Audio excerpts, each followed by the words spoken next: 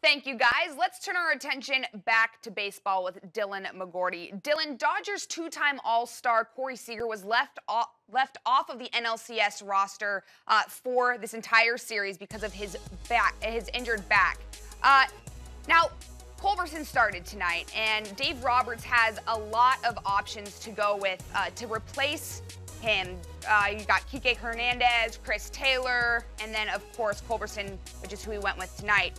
Dylan, if you were Dave Roberts, who would you go with in this situation? So it's interesting. All three of these guys are playing tonight. Kike Hernandez and Chris Taylor are in the outfield and in left field and center field, respectively.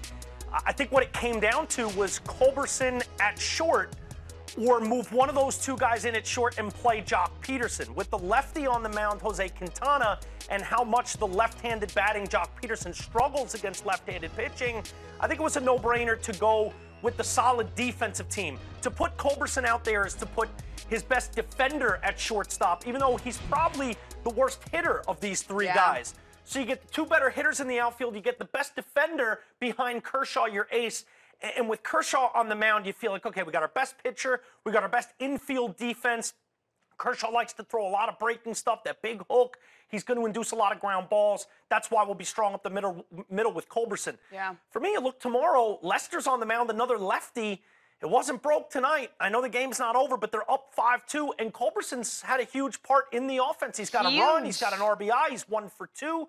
Kike Hernandez is 0 for 3, and this guy's got a big home run off a 97-mile-an-hour fastball from the Cubs bullpen off of Hector Rondon. So I can't think. For me, Chris Taylor has to be in the lineup. Yeah. He's been so good ever since his call-up from AAA. You start with him. Now, wherever you want to play him, if that's outfield, I expect tomorrow him to roll it out the exact same way. It worked today.